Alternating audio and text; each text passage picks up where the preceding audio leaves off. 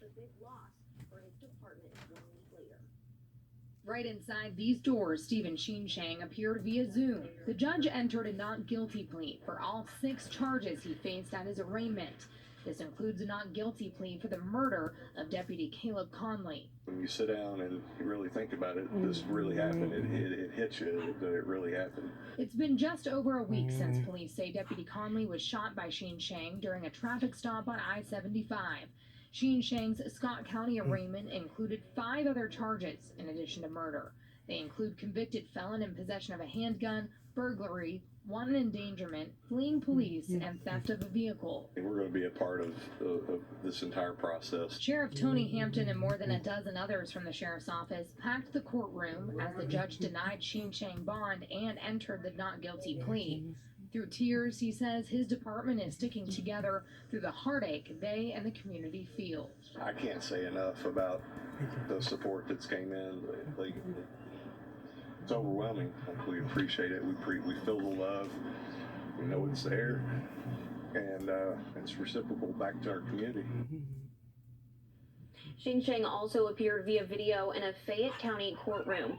He's facing charges there of theft by unlawful taking and burglary. Officers filed those charges May 10th, more than a week before Deputy Conley's death. A not guilty plea was entered on his behalf. Sheen-Shang is due back in Fayette County Court Friday to face charges in connection to the violent crime spree police say happened after the shooting of Deputy Conley. House Bill 298 is called Jill's Bill. It states that police agencies have to have a pursuit plan and policy regarding how they can conduct police chases. The law came about after a crash that killed Jill Hurst in Anderson County. Police say a man high on acid was trying to get away from them when his car hit the car Hurst was in, killing her. This morning, a suspected intoxicated driver was fleeing from police when they collided head-on with another driver, killing them. The 2020 law does not prevent police from engaging in pursuits, but does require departments to have a plan in place. And so there truly is no right answer in these situations, and that's what makes it so hard and so devastating. But law enforcement do have a responsibility to get these people off the road and off the water. The law passed 3 years ago also requires police to undergo a certain amount of training regarding police pursuits. Horse racing regulators will hold an emergency meeting in the wake of a rash of 12 horse deaths in Kentucky. The Horse Racing Integrity and Safety Authority, as well as the Kentucky Horse Racing Commission, will hold an emergency veterinary summit today. They say their goal is to better understand the events surrounding the recent deaths. Veterinary teams are expected to review all information connected to the cases and conduct additional analysis. Regulators say experts will also analyze Churchill Downs racing and training services. The Churchill Downs CEO says they are in full compliance with regulations and is cooperating with the regulatory body's investigatory process.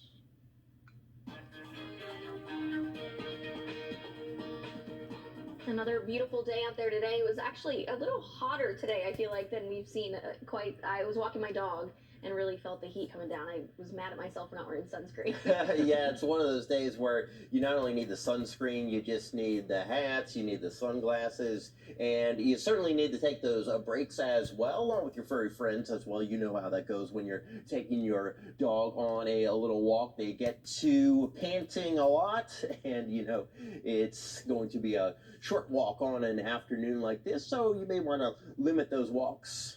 Maybe next couple of hours here when the temperatures begin to go down just a bit. But right now we've got some vibrant sunshine out there in Russellville, and we are expecting those temperatures to still remain in the lower and middle 80s for the next couple of hours.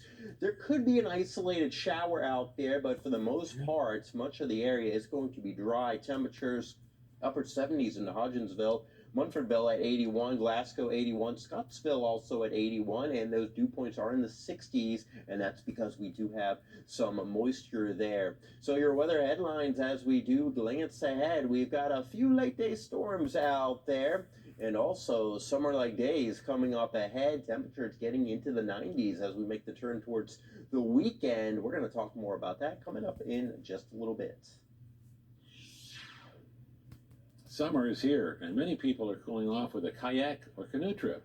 Unfortunately, these water adventures can end in disaster without proper planning.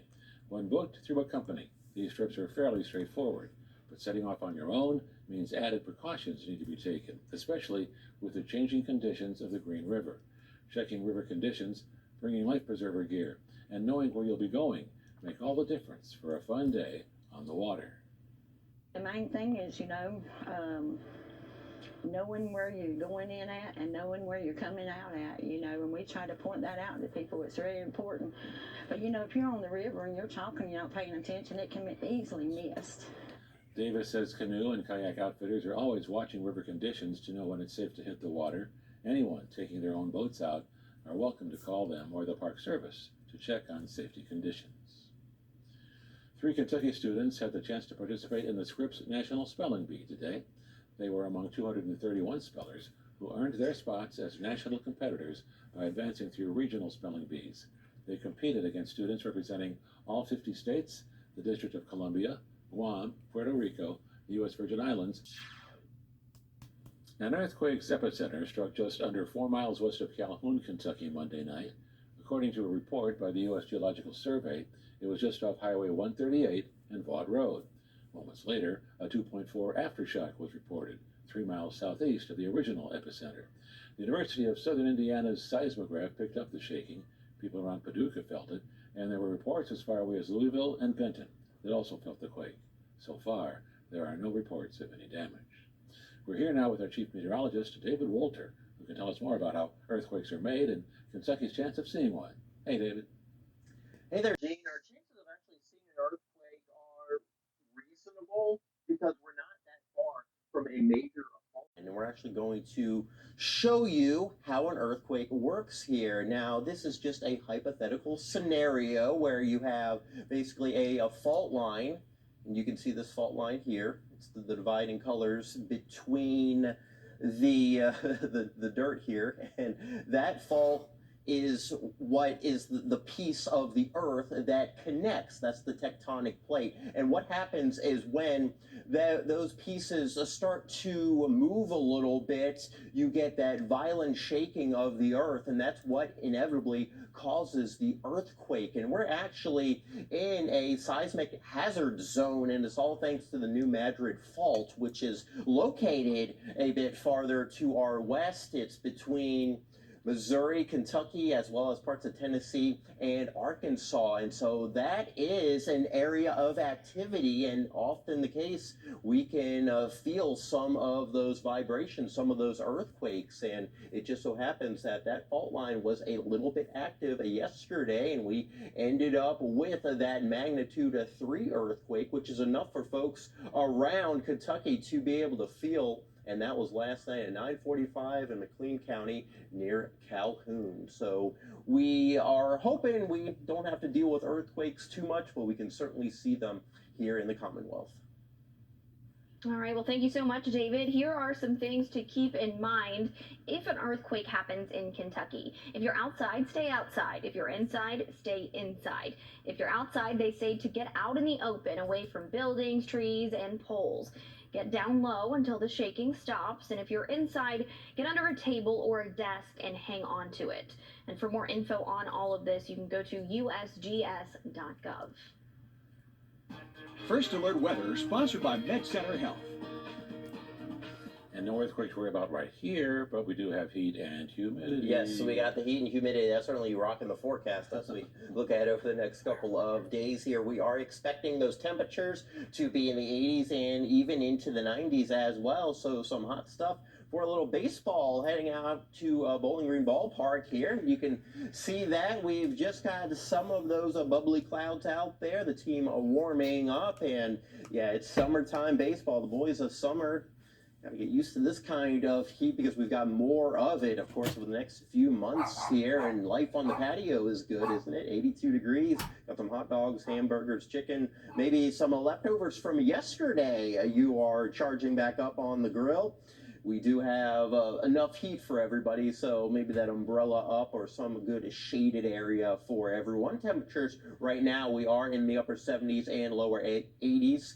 We've got 79 into Edmonton, 81 in Glasgow, 82 Bowling Green, 81 into Morgantown, 81 back into Litchfield. Over the next 13 hours, you can see those temperatures, they're staying pretty mild right on through 9 o'clock, still well into the 70s. We'll cool down into the 60s. This will be a fairly consistent look to our forecast over the next couple of days, although those afternoons will only get just a bit hotter. Right now we are watching a few of those very spotty showers. They are showing up. You can see that there's just not much going on, just some widely scattered showers trying to develop with some of that daytime heating. We still have a few more further to the southeast out there towards the Albany area. That's where we have some heavier showers south of Columbia, seeing some of that heavier rain out there as well. And when you have thunder and lightning, of course, we've got waterways out here. Folks got to make sure that they do seek shelter. Burkesville also seeing a heavier shower as well. So they're pushing through. They're not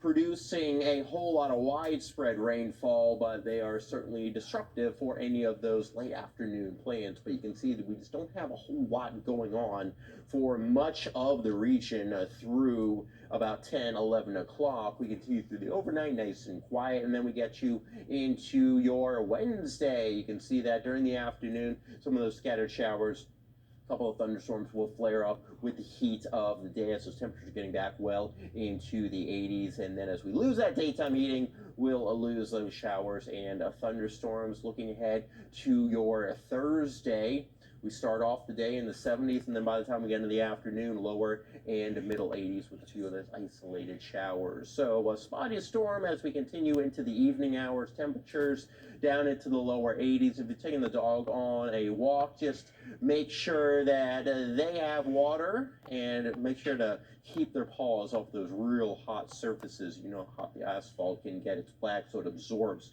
a lot more heat. So the air temperature may be in the lower 80s, but the blacktop is more like 105 to 110 degrees in that direct sun.